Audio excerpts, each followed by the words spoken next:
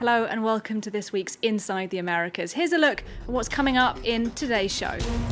An unusual upside to Venezuela's economic downturn. Crime is dropping. We'll talk to members of a kidnapping network to find out why.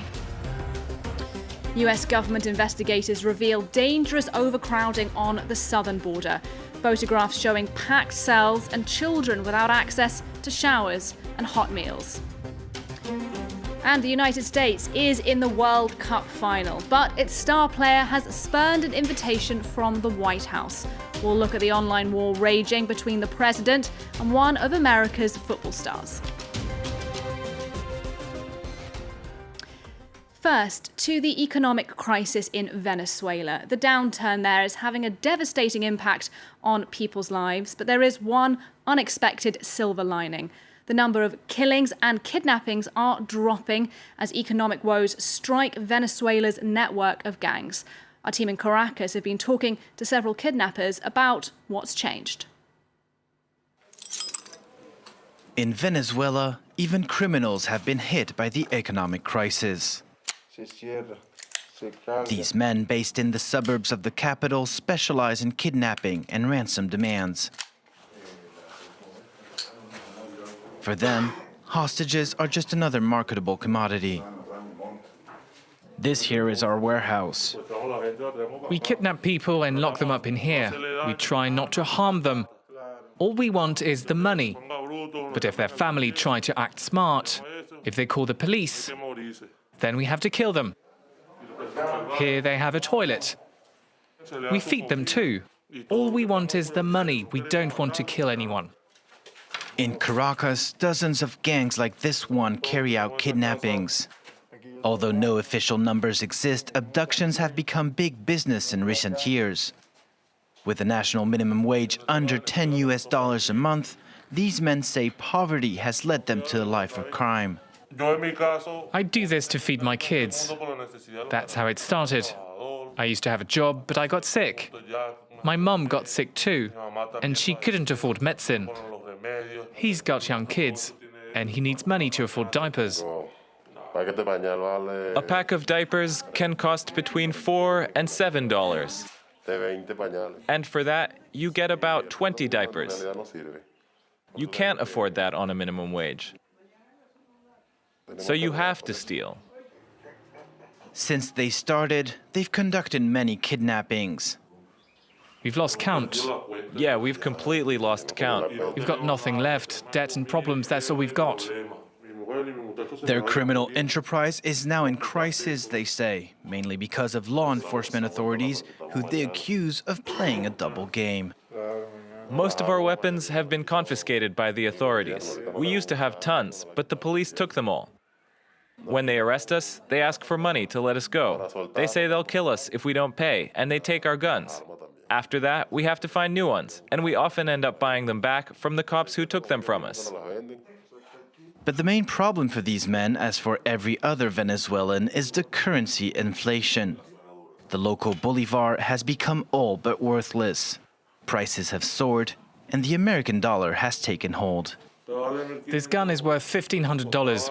A year ago, it was $600, $700 tops. The prices rise every day. A single bullet costs $1. The prices rise, so we have to raise our ransom demands. Back in the day, we'd ask for $10,000 ransoms. But now, with that amount, you can buy maybe 3 guns, and you're left with barely enough money to feed the kids. So, of course, we have to up our demands.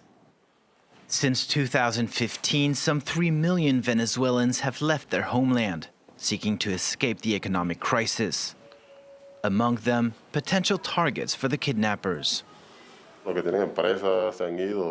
Heads of companies have left the country. It's become very difficult to find people who have money. We still find some, but nothing compared to what it was 2 or 3 years ago. Many criminals have left Venezuela. Neighboring Latin American governments have recently announced tougher immigration restrictions, fearing an influx in criminal activities. Now, in the United States, government investigators have warned of dangerous overcrowding at migrant centres on the southern border. Photos published on Tuesday show packed cells. This is in the Rio Grande Valley, where some children have no access to showers or hot meals. Now, meanwhile, in New York, protesters have been gathering to voice their outrage. Peter O'Brien has the full story. Chants of outrage and a plea for empathy. On Tuesday, some 200 events around the United States were organised to protest the conditions of migrant facilities on the southern border. Demonstrators want them closed. I cannot bear the fact that children are sleeping on concrete with aluminum foil as their cover when they don't have diapers, when they don't have access to medical care. I'm so ashamed that this is happening in our name and with our tax dollars. We are like a country of migrants and immigrants, and we need to stay true to our history and welcome the generations that are coming to build our country. In May, the number of migrant arrests at the border hit a 13-year high, and patrols have been overwhelmed. A government watchdog has now reported that the overcrowding of detention centres poses urgent health and safety risks. They published these photos of detainees crammed into cells designed for far fewer people, and said some children have no access to hot meals or showers. In April, the US Attorney General ordered immigration judges to effectively allow asylum seekers to be detained indefinitely without a chance to be released on bail. But on Tuesday, a federal court overturned the policy, a victory for protesters, but a blow to Donald Trump's zero-tolerance approach to immigration. Well, in recent weeks, the tragedy of one family has become the symbol of the dangers of trying to cross that border. Now, that is the story of Oscar Alberto Martinez and his 23-month-old daughter, who drowned while trying to cross the Rio Grande. Their bodies were laid to rest this week, home in their native El Salvador. Around 300 people turned out for the ceremony, including Martinez's wife, Tania Alvados. Next, some rather unusual weather has been rocking the continent this week, at least the Mexican city of Guadalajara. This time of year, it's normally pretty sunny and pretty warm there, but this week, residents found themselves in the middle of an ice storm. More than 4 feet of hail fell in the space of just a few hours, damaging hundreds of homes there. The state governor said he'd never seen anything quite like it. Now, this week, the skies across Chile and Argentina darkened for a rare cosmic spectacle, a total solar eclipse. It all began just after 1 p.m. local time on Tuesday over the Pacific Ocean. It then stretched 150 kilometres out over the region. That is our number of the week this week. Now, some of the best views were found in Chile's northern desert, and thousands of people flocked there to check it out. In the middle of Tuesday afternoon, northern Chile was plunged into darkness. Onlookers cheered and applauded, in awe of the total solar eclipse. Thousands traveled here to experience the rare astral event, which lasted only a few short minutes before daylight returned. Just overwhelmed, you know. I've never experienced something like this. This is incredible. It's been the most beautiful moment of this journey, and I really enjoy to be here. I think you become overwhelmed because even with today's technology, we can't copy that. So I think that's just something mystical. In the capital, Santiago, crowds gathered to witness a partial eclipse, with 92% of the sun covered by the moon. The cosmic spectacle was also visible in Argentina and Bolivia. Solar eclipses happen when the moon passes between the Earth and the sun, allowing the moon to cast its shadow on Earth.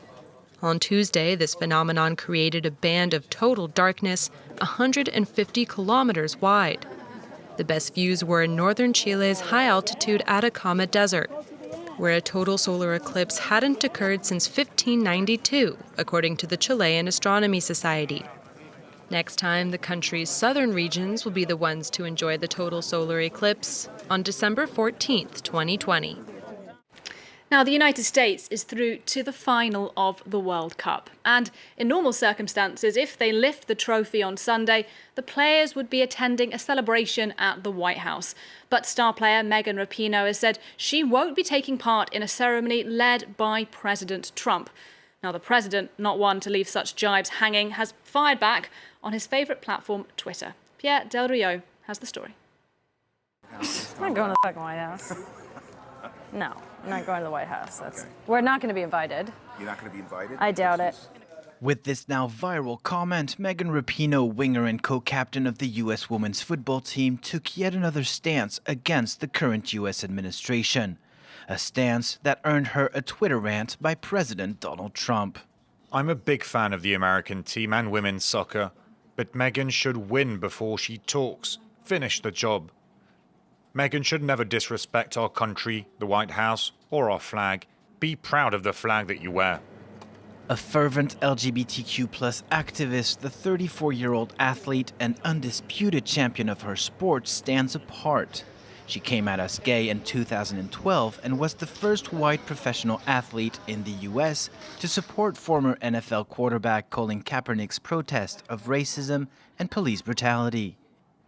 Rapinoe describes herself as a walking protest when it comes to the Trump administration, whose position on LGBTQ rights and immigration she rejects. She told reporters that she would not back down from her comments. I stand by the comments that I made about not wanting to go to the White House, with the exception of the expletive. My mom will be very upset about that. I don't think that I would want to go, and I would encourage my teammates to think hard about lending that platform or having that co-opted by an administration that doesn't feel the same way and doesn't fight for the same things that we fight for. For Rapinoe and the U.S. women's team, the battle off the field is not just about Trump. Before the start of the World Cup, Rapinoe and her colleagues lodged a class action gender discrimination lawsuit against the U.S. Soccer Federation, arguing they received inferior wages than the men's team members, despite doing similar work and commanding possibly an even greater television audience. That's it for this week's show. Thanks for watching, and we'll see you at the same time next week.